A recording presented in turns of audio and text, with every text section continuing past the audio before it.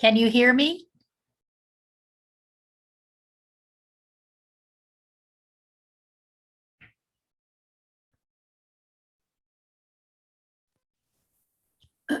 Can you hear me? Yes. Okay, we're going to wait a minute or two to see if anybody else comes. Otherwise, it's just you. Okay. Okay, hang on just a minute. Give it a minute or two. Thank you. You're welcome. Let me get to our sharing part here. Hang on.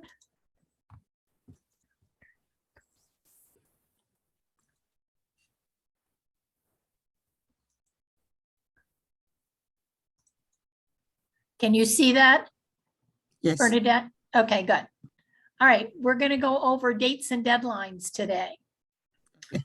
So our dates and deadlines are, we start with the first one, which is time of day deadline. That means other than what you have as an acceptance date, when do you want to receive your documents and by what time? Normally we have it at 11:59, but if you want a different time on that, then you want to put it in this date, like 6 o'clock, 7 o'clock, 8 o'clock, or something of that nature. Our next date is alternative earnest money deadline, and that is when your buyer is to deliver the earnest money, or you deliver it to the either the agency or the title company, and you have to do it, and you want 3 to 5 days to do that after your acceptance date. That way you have plenty of time to get it over there. Now, title is where you have the record title deadline and title tax certificate. These are this is a deadline that has to be met by the listing agent. What we're finding is a lot of the listing agents are not stressing to their title company that a tax certificate has to be with the title commitment, and it's causing some problems. So do the best you can. That date comes out about a week and a half to 2 weeks after your acceptance date. Now, if there's any objections to that title, recording title objection is something that your buyer would look for. And that would be like, I don't like the airport pattern over my house or something of that nature. Or I don't like what they're building back in the vacant lot type thing. And then if you have record title objection, that's the title objection. I'm sorry, I'm doing this wrong. That's when there's something in the title that would say, I don't want to take this, this commitment is not something I like. It's got a lien against it that I can't satisfy, or something is there that the buyer doesn't like. You can object to it. Now, you will also have a title resolution that you might be able to solve something that's in that title. Most of the time, there's not a whole lot in that title, but at this point, you want to be sure that you do read it. And if they have questions, direct them to the closer. Off-record titles are the obligation of the buyer, and that's if he has something there that he doesn't like. Would be the airport, flight pattern, vacant lot, whatever it is. They have to, at the same time, their dates for to receive your title and your off-record title are going to be the same. Your objection dates are going to be the same. That way, everything's done pretty quick. And the resolution is a couple of days after your objection date.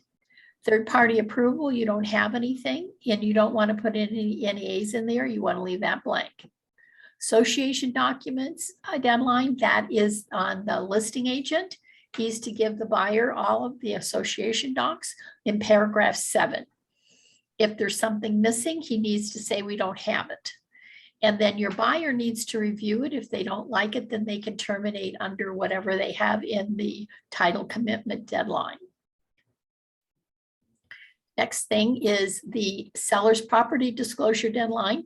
That's the deadline that the other agent has to give you those documents. It also could be in the RE Colorado, and then you could just print it in or forward it and make sure that your buyer can sign it.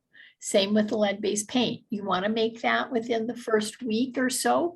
That way you get them signed, and you get them back to the selling agent as quickly as possible. Lead-based paint disclosure comes from this listing agent, and they may be in Albury, Colorado, or he may send an extra email that has that in there. Now, your new loan application deadline is you put a date. You don't put the word complete or done. It's never done until the lender has a legal description of the property and an address. Then your application is complete. Then on new loan term deadline, this is usually within the first 2 weeks of the after acceptance. This means that your buyer and the lender have gotten together and agreed upon whatever type of loan they're going to get. After that, they cannot terminate the contract if they don't like what they've received. It's locked in until the day of closing. Now you have loan availability deadline. That means the loan that the buyer accepted is still available to close. Other than that, the buyer is not going to get out of too many things in the contract on the loan portion of it. So items 16 through 21 are blank. You don't need them. A lot of times that might be something in the high country, but down here we don't usually use these paragraphs. Now we have appraisal.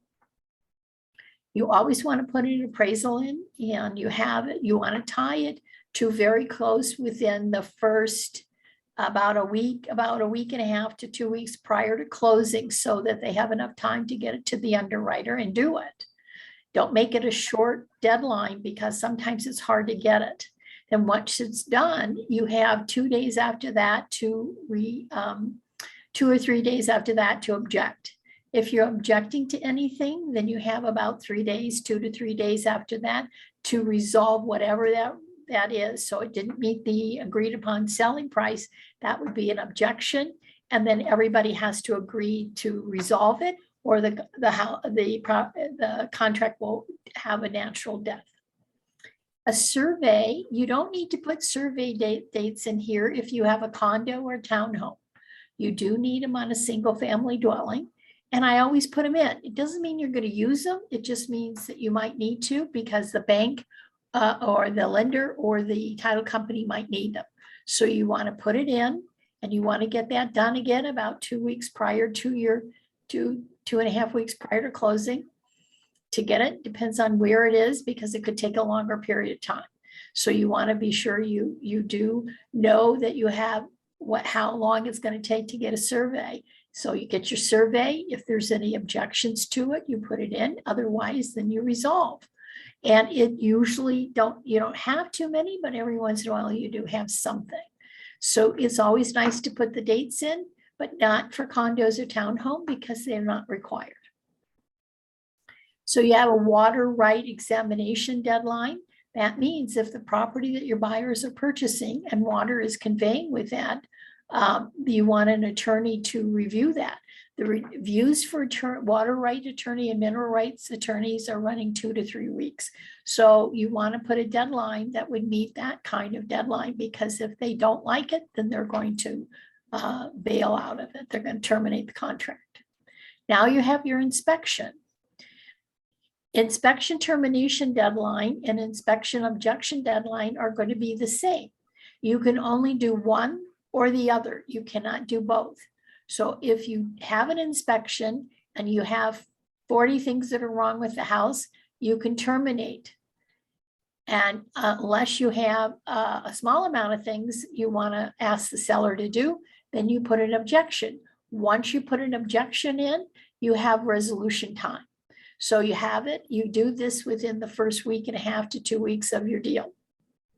Your property insurance termination deadline, you want to make it as the same as your objection deadline.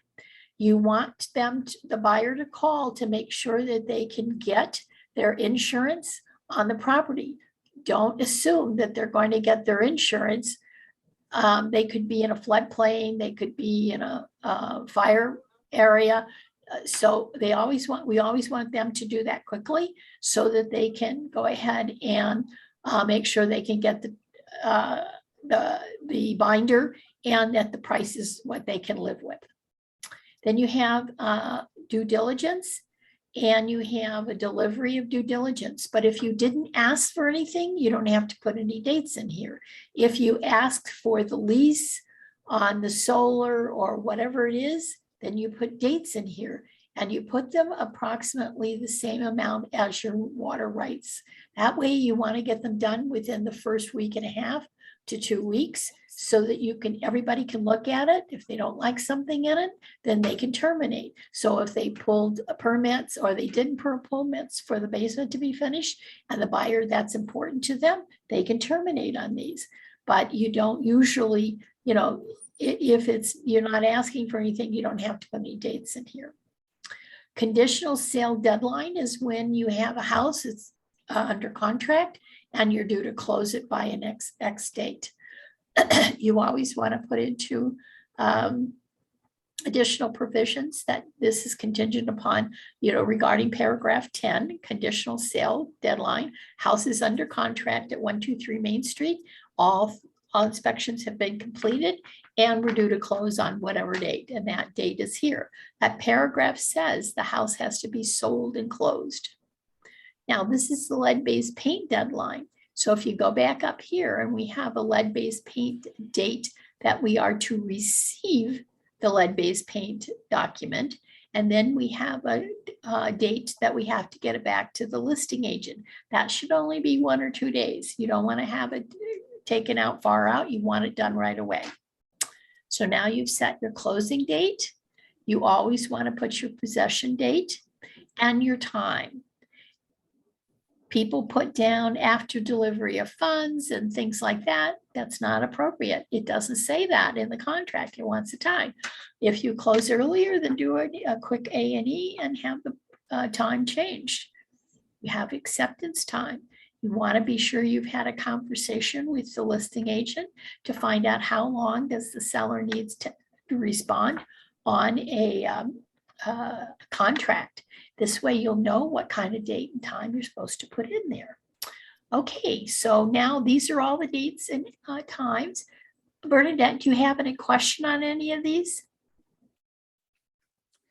Yes. Which one? Which one is that? Let me check.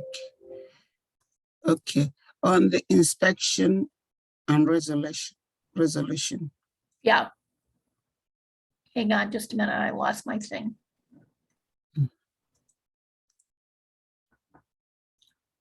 Just a minute, I don't know where it went. There we go. Can you see it? Yes. Okay. So On the resolution?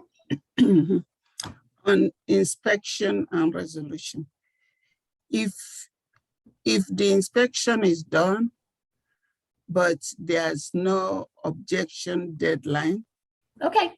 and there are some few things that need to be resolved. So how does it get communicated to the seller? You write an objection deadline. You have to put you want to put deadlines on the termination, objection, and resolution. So you write a objection termination document, objection document. It's in CTME or DocuSign. And you write it up. Okay, I want number 1, I want the seller to clean the furnace. Number 2, I want the air conditioned serviced, or whatever you're going to ask for. You give the objection to give that to the seller.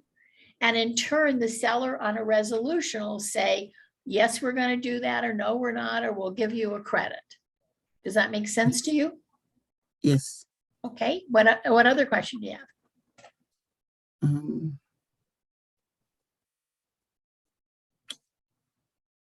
The property insurance,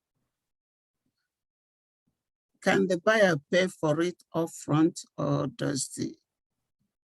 is it just? It's charged at a time of closing. And what the insurance people do is give the lender a binder. It's how much it's going to cost. And then the lender sends those figures to the title company. But can the buyer pay for it upfront, just like the inspection? I'm sorry, ask me again? Can the buyer pay for it upfront, like? Well, not until closing. uh, You don't pay for it until closing. Excuse me. You don't pay for it until closing because that's in the closing cost. Okay.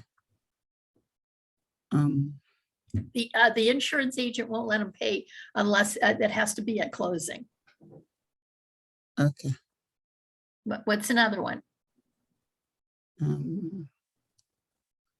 I think, okay, the appraiser. Who does that appraisal? I know they say it's the lender.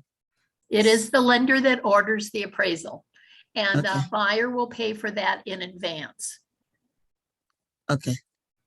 Okay, what's Yeah. another one? Oh, I think that's it for now. Okay, well, you know where to find me if you need questions asked. All you. right, there we go. Well, listen, you have a great day. Hang on just a minute here. You have a good day, and I will talk to you later. Okay? Thank you so much. My pleasure. Talk to you later. Bye-bye. Have a nice